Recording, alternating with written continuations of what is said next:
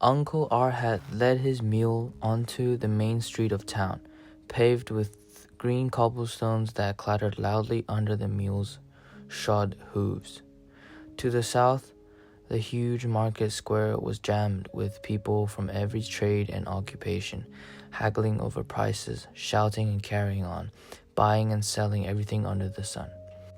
In no mood to get caught up in the excitement, Uncle R had led the mule up to the gate of the government compound, which looked like a dilapidated monastery, its tile roofs covered with yellow weeds and green grass. The red paint on the gate was peeling badly. An armed sentry stood to the left, while to the right a bare-chested man supported himself with both hands on a staff resting in a smelly honey pot. Uncle Arhab bowed to the sentry. "Sir," he said, "I need to report to County Magistrate Cao." Magistrate Cao took Master Yan to market, the sentry replied. "When will he be back?" "How should I know? Go look for him at the market square if you're in such a hurry." Uncle Arhat bowed again. "Thank you, sir." Seeing that Uncle Arhat was about to walk away, the bare-chested man sprang into action, turning his staff up and down in the honey pot, shouting, come look, everybody, come look. My name is Wang Haoshan. I cheated people with a phony contract, and the county magistrate sentenced me to stir up a honey pot." Uncle Arhat and the mule entered the crowded market square, where people were selling baked buns, flat cakes, and sandals.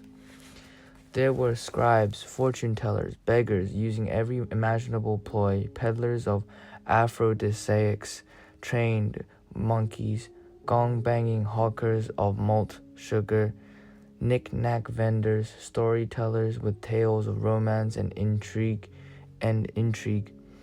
dealers in leeks, cucumbers, and garlic, sellers of barber razors and pipe bowls, noodle sellers, rat poison merchants, honeyed peach sellers, child vendors, yes, even a child market, where children with straw markers on their collars could be bought or sold. The black mule kept rearing its head, making the steel bit in its mouth sing out. The sun was directly overhead, blazing down on Uncle Arhat, drenching his purple jacket with his own sweat. Uncle Arhat spotted the official he was looking for at the chicken market. Magistrate Cao had a ruddy face, bulging eyes, a square mouth, and a thin mustache. He was decked out in a dark green tunic and a brown wool formal hat. He carried a walking stick. Caught up in resolving a dispute, he had drawn quite a crowd. Instead of forcing his way to the front, Uncle Arhat led the mule out of the crowd, which blocked his view of what was going on, then mounted up, giving himself the best seat in the house. A little runt of a man was standing beside the tall Magistrate Cao, and Uncle Arhat assumed it must be Master Yan to whom the sentry had referred. Two men and a woman stood cowering before Magistrate Cao, their faces bathed in sweat. The woman's cheeks were made even wetter by her tears. A fat hen lay on the ground at her feet. "Worthy magistrate, your honor," she sobbed. "My mother-in-law can't stop menstruating, and we have no money for medicine. That's why we're selling this laying hen." He says, "The hen is his. The hen is mine. If the magistrate doesn't believe me, ask my neighbor here." Magistrate Cao pointed to a man in a skull cap. "Can you verify that?" "Worthy magistrate, I'm Wu the Third's neighbor, and this hen of his wanders into my yard every day to steal my chicken's food. My wife's always complaining about it." The woman screwed up her face without saying a word and burst out crying. Magistrate Cao removed his hat, spun it around on his middle finger, then put it back on. "What did you feed your chicken this morning?" he asked Wu the Third, who rolled his eyes and replied, "Cereal mash mixed with bran husks." "He's telling the truth, he is," the man in the skullcap confirmed.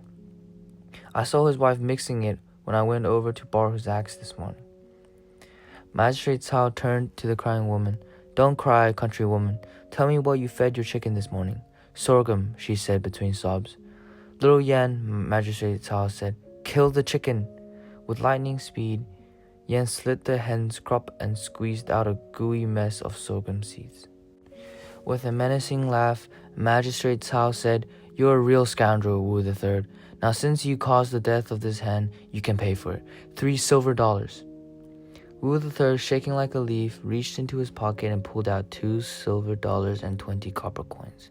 "Magistrate, Your Honor," he said fearfully, "this is all I have." "You're getting off light," Magistrate Cao said, handing the money to the woman.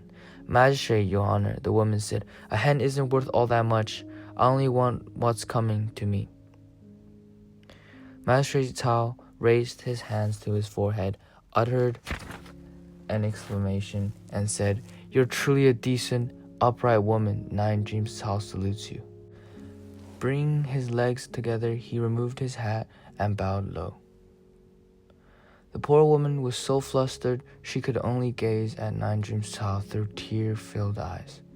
Once she'd regained her senses, she fell to her knees and said over and over, His Honor, the upright magistrate, His Honor, the upright magistrate." Magistrate Cao placed his walking stick under her arm. "Up, get up." The countrywoman got to her feet. "I can tell you are a filial daughter by the way you came to market in shabby clothes and poor health to sell a hen for the sake of your mother-in-law. Nothing impresses the magistrate like filial piety. Take the money and look after your mother-in-law. Take the chicken as well, clean it and make a nice soup for her." Money in hand, chicken in the other, the woman walked away, murmuring her gratitude. Meanwhile, the deceitful Wu the Third and the neighbor who served as his witness stood under the blazing sun, trembling with fright. "Wu the Third, you scoundrel," 9 Dreams Cao commanded, "drop your pants." Wu was too bashful to do as he was told. "You tried to cheat that good woman in broad daylight," Magistrate Cao rebuked him. "It's pretty late for modesty, isn't it? Do you know what shame is selling for these days? Drop him." Wu the Third dropped his pants. 9 Dreams Cao took off one of his shoes and handed it to Little Yen. 200 lashes, all cheeks, ass and face. Holding Magistrate Cao's thick-soled shoe in his hand, Little Yen kicked Wu the Third to the ground, took aim at his exposed backside and started in, 50 on each side until Wu was screaming for his parents and begging for mercy, his buttocks swelling up in plain sight of everyone. Then it was his face's turn, again 50 on each side. That stopped his screams. Magistrate Cao placed the tip of his walking stick on Wu the Third's forehead and said, "Will you try something like that again, you scoundrel?" Wu the Third, whose cheeks were so puffy he could barely open his mouth, responded by pounding his head on the ground as though he were crushing garlic. "As for you," 9 Dreams Cao said, pointing to the man who'd serve as witness, "an ass-kisser who'd make up a story like that is the scum of the earth. I'm not going to give you a taste of the bottom of my shoe because your ass would only soil it. Since you prefer something sweet, I'll let you lick the ass of your rich buddy. Little Yen, go buy a pot of honey." Little Yen moved towards the crowd, which parted to let him pass. The false witness fell to his knees and banged his head so hard on the ground that his skull cap fell off. "Get up, get up, get up," 9 Dreams Cao commanded. "I'm not going to have you beaten or punished. I'm going to treat you to some honey. So what are you pleading for?" When Little Yen returned with the honey, 9 Dreams Cao pointed to Wu the Third. "Spread it on his ass." Little Yen rolled Wu over on his body, picked up a stick, and spread the potful of honey over his swollen buttocks. "Start licking," 9 Dreams Cao ordered the false witness. "You like kissing ass, don't you? Okay, start licking." The false witness kept kowtowing loudly. "Magistrate, Your Honor," he pleaded. "Magistrate, Your Honor, I promise I'll never again." "Get the shoe ready, Little Yen," 9 Dreams Cao said, "and really put some arm into it this time." "Don't hit me," the false witness screamed. "Don't hit me, I'll lick it." He crawled up to Wu the Third, stuck out his tongue, and began lapping up the sticky, transparent threads of honey.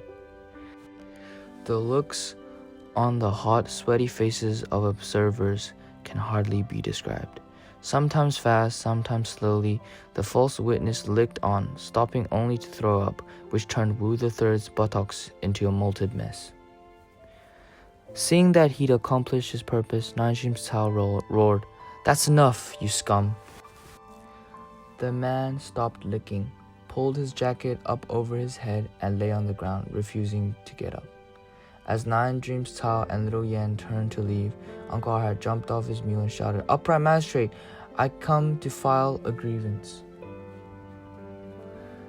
Chapter 6. Just as Grandma was about to climb off her donkey, the village chief, 5 Monkeys Shan, stopped her. "Young mistress, don't get down.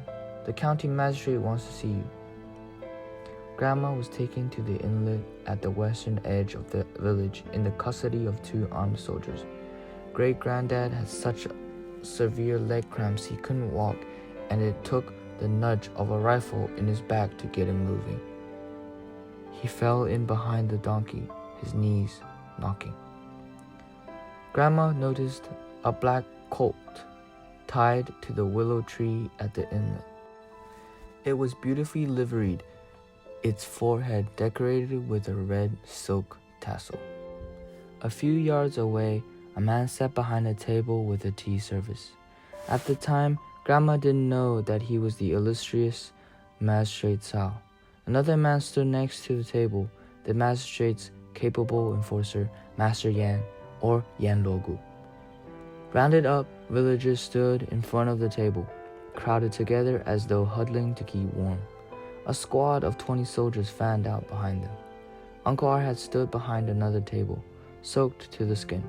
The bodies of Shan Tingxiu and his son were laid out beneath the willow not far from the tethered colt. Already beginning to sink, they oozed a foul yellow liquid. Above the bodies, a flock of crows hopped around on the branches, making the canopy of foliage come alive. This was Uncle Arhat's chance to get, finally, a clear look at Grandma's full, round face. Her almond-shaped eyes were large. Her long neck was like alabaster. Her lush hair was rolled up into a bun at the back of her head. Her donkey stopped in front of the table, Grandma sitting tall and straight on its back, the picture of grace. As he watched Magistrate Cao's dark, solemn eyes sweep across my Grandma's face and breast, a thought flashed into our Uncle Arhat's mind. The old master and his son came to grief because of this woman. She must have taken a lover who had set the fire to lure the tiger out of the mountain, then had killed father and son to clear the way for himself. When the radishes have been picked, the field is bare. Now she could carry on however she pleased.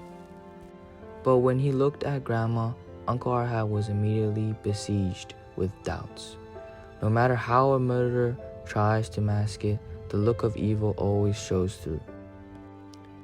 This woman, sitting on her donkey like a beautiful statue carved from wax, gently swinging her dainty pointed feet, her expression a mixture of solemnity, tranquility, and grief, unlike a bodhisattva, yet surpassing a bodhisattva. Great-granddad stood alongside the donkey in stark contrast, his age against her youth, his decrepitude against her freshness, all serving to accentuate her radiance.